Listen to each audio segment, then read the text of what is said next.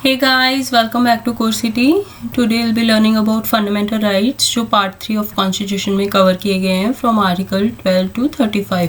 इनको multiple categories में divide किया गया है, जैसे general equality, right to freedom against exploitation, freedom of religion, cultural and educational, saving of certain laws and constitutional remedies. ठीक है, तो जनरल में हमारे पास है आर्टिकल 12 एंड 13, जिसमें 12 में दिया गया है डेफिनेशन ऑफ स्टेट के स्टेट के अंडर क्या क्या चीज़ें कवर होती है. पब्लिक अथॉरिटीज़ भी कवर होती है, टेरिटरीज जैसे स्टेट्स एंड यूनियन टेरिटरीज जो फ्यूचर में अक्वायर होंगी वो टेरिटरीज भी कवर होती है. उसके बाद है 13 जो है article, laws inconsistent with in derogation of FRs. कोई भी लॉ बनता है जो हमारे फंडामेंटल राइट्स को वायलेट कर रहा होता है तो वो लॉ जो है नल एंड वॉइड डिक्लेयर किया जाता है अंडर जुडिशियल रिव्यू. ठीक है, तो ये 13 में ये प्रोविजन है कि सुप्रीम कोर्ट और हाई कोर्ट उसको नल एंड वॉइड डिक्लेयर कर सकती है. उसके बाद है इक्वालिटी. इक्वालिटी में 5 आर्टिकल्स हैं. First is equality before law. Equality before law मतलब ये है कि सारे लोग, इसमें रूल ऑफ लॉ आता है बेसिकली कि सारे लोग जो इक्वल लेवल पे हैं उनको इक्वली ट्रीट किया जा सके. अगर कोई पर्सन सपोज हैंडीकैप है, उसको स्पेशल प्रोविजंस कुछ चाहिए तो उसको दूसरे पर्सन के इक्वलेंट ला के ही खड़ा किया जाए. ठीक है, ये उसको थोड़ा अपलिफ्ट करके खड़ा किया जाए so that they can be equal. Equality before law so that equal person can be treated equally. ठीक है, prohibition of discrimination on the grounds of religion, race, caste, sex and place of birth. ये 5 ही चीज़ें हैं जिसके base पे कोई discrimination होता है तो हमारा फंडामेंटल राइट वायलेट होता है. इसके अलावा कोई भी चीज़ है तो in that case it's not violative. ठीक है, तो ये याद रखना, there is a word only in it. उसके बाद है हमारे पास equality of opportunity in matters of public employment. इसमें यह है कि कुछ एक्सेप्शंस हो सकती है, जैसे EWS जो वीकर सेक्शंस को और डिप्रेस्ड क्लासेस को इक्वलिटी ऑफ अपॉर्चुनिटी मिल सके because they can't be getting at that level. जो हायर पोस्ट पे ऑलरेडी हैं, ठीक है, उनको डिफरेंट टाइप ऑफ गाइडेंस होती है तो उनको भी इक्वालिटी स्टेटस पे लाने के लिए कुछ एक्सेप्शंस हैं, but there should be equality of opportunity in matters of public employment. Public employment में मतलब गवर्नमेंट इंस्टीट्यूशंस में. उसके बाद है अबॉलिशन ऑफ अनटचेबिलिटी. पहले कैसे था कि अनटचेबल, जैसे शूद्र क्लास को माना जाता कि दे आर अनटचेबल. ठीक है, उस चीज़ को रिमूव किया गया एंड अबॉलिश किया गया. उसके बाद है अबॉलिशन ऑफ टाइटल्स. सारे टाइप के टाइटल जैसे राय बहादुर, राय चौधरी और ये सारे जो टाइटल्स थे इन सबको, महाराजा, इन सबको अबॉलिश किया गया सो that they can B equality among the crowd. ठीक है, तो कौन से टाइटल रख सकते हो? Academic titles. जैसे एक तो हमारे पास हो गया डॉक्टर, इंजीनियर. एक हो गया हमारे पास आर्मी टाइटल्स जैसे लेफ्टिनेंट, कर्नल, मेजर, ये सारी. ठीक है, फ्रीडम में हमारे पास है आर्टिकल 19. आर्टिकल 19 में there are different type of freedom. 6 categories हैं. Protection of certain rights regarding freedom of speech. ठीक है, और there is freedom of assembly, association, movement, residence. ये सारी जो है ये एक बार रीड कर लेना. उसके बाद article 20, protection in respect of conviction for offences. Conviction for offensive में हमारे पास आता है कि नो डबल जेओपार्डी.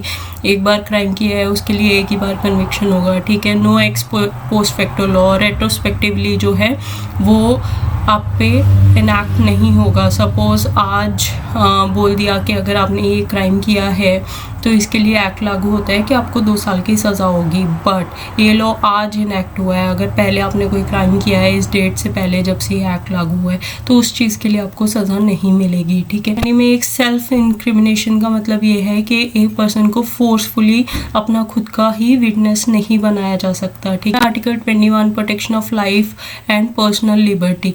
तो ये जो है कि हर पर्सन के पास राइट टू लाइफ है, हर पर्सन अपना लिव कर सकता है, उसके पास ये अथॉरिटी है. तो आर्टिकल 20 और 21 एक ऐसी एक्सेप्शन है कि जो इमरजेंसी में भी सस्पेंड नहीं होती है. Every person has a right to life and personal liberty. उसके बाद है 21A जो है आर्टिकल, वो लेटर ऑन ऐड हुआ by the 86th constitutional amendment act. इसमें क्या आया कि राइट टू एजुकेशन, जो 6 ईयर से 14 ईयर्स ओल्ड बच्चे हैं उनको एलिमेंट्री एजुकेशन मिलनी चाहिए. इसमें हायर एजुकेशन का जिक्र नहीं किया गया. उसके बाद है हमारे पास 22nd आर्टिकल में protection against arrest and detention. इसमें हमारा प्यूनिटिव एंड प्रिवेंटिव डिटेंशन का कंसेप्ट आता है. प्रिवेंटिव डिटेंशन मतलब ये होता है कि किसी पर्सन ने क्राइम किया नहीं है बट हो सकता है कि कर दे। जैसे सपोज कोई प्रोटेस्ट निकलने वाला है, या कोई जैसे गणेश चतुर्थी है, तो उस टाइम पे हमारे पास फेस्टिव सीज़न होता है, तो हमें पता है कि उस टाइम पे ये बॉम्ब ब्लास्ट कर सकते हैं या ये राइट्स करवा सकते हैं, तो उनको पहले ही प्रिवेंटिव तौर पे ही पकड़ के रखा जाता है फॉर 5 डेज, सो दैट वो इवेंट अच्छे से हो एग्जीक्यूट हो सके।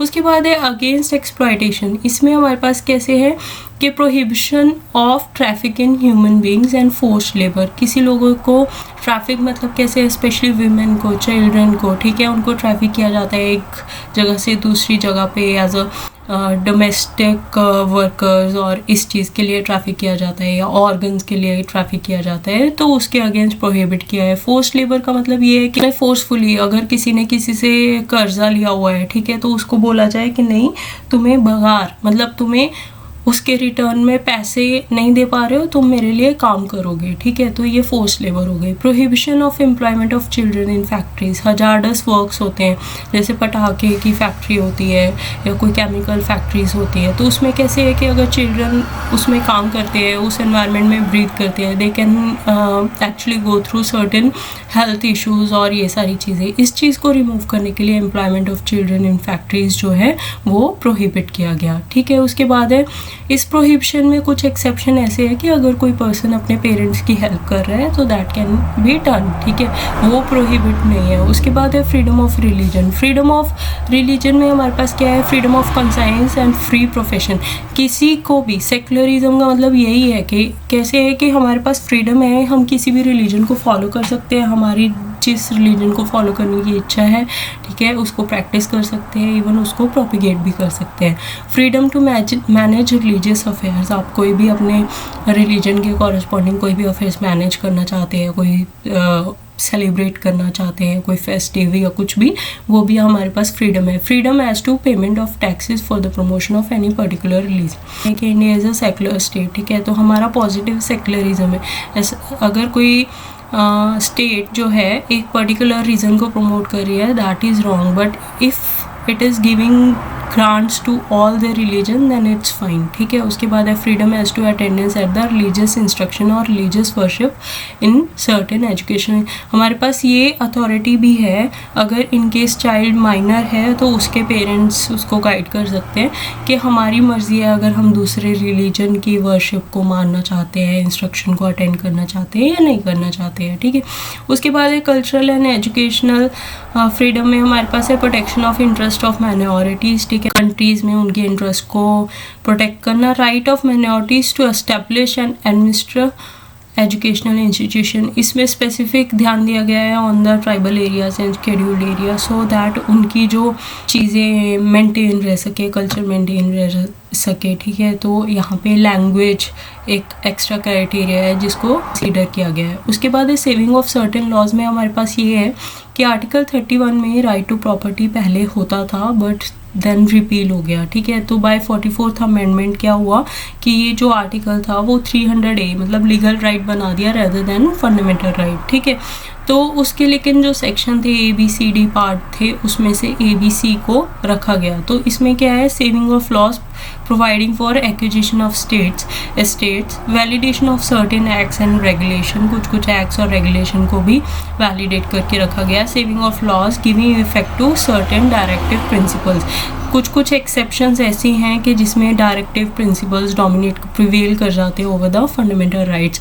कुछ आर्टिकल्स में ऐसे है कि अगर वो आर्टिकल 14 या 19 को वायलेट कर रहे हैं तो उनको वॉइड एंड नल नहीं माना जाता। इन दैट केस डायरेक्टिव प्रिंसिपल जो है वो प्रिवेल कर सकते हैं बट अंडर स्पेशल एक्सेप्शंस। उसके बाद है हमारे पास कॉन्स्टिट्यूशनल रेमेडीज़। इसको डॉक्टर BR अम्बेडकर ने, जो हमारे ड्राफ्टिंग कमेटी के चेयरपर्सन थे, उन्होंने बोला कि remedies for enforcement of rights हमारे पास वो सोल ऑफ द कॉन्स्टिट्यूशन है, बिकॉज अगर ये नहीं होगा तो फंडामेंटल राइट्स को कोई सिग्निफिकेंस नहीं है, ठीक है। अगर हम हमारे राइट्स को इन्फोर्स करवा पा रहे हैं कि ये हमारा राइट है, ये वायलेट हो रहा है, इसको इन्फोर्स करो, ये लिबर्टी हमें मिलनी चाहिए, अगर उसको इन्फोर्स कर सकते हैं ओनली देन एंड देन हमारे ये फंडामेंटल राइट्स जो हैं वो हमारे पर्टिकुलर राइट्स बन सकते हैं। उसके अंडर जो आर्टिकल था 32A, इसको रिपील कर दिया गया।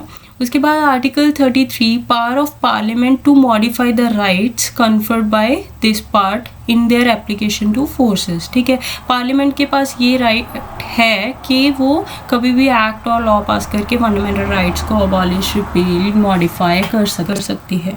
आर्टिकल 34 में हमारे पास है restriction on the rights conferred bye this part while martial law is in force. ठीक है, मार्शियल लॉ जब किसी भी एरिया में लगा होता है तो उस केस में कुछ राइट्स पे रिस्ट्रिक्शंस लग जाती हैं। ठीक है, martial law is different from national emergency. Fine.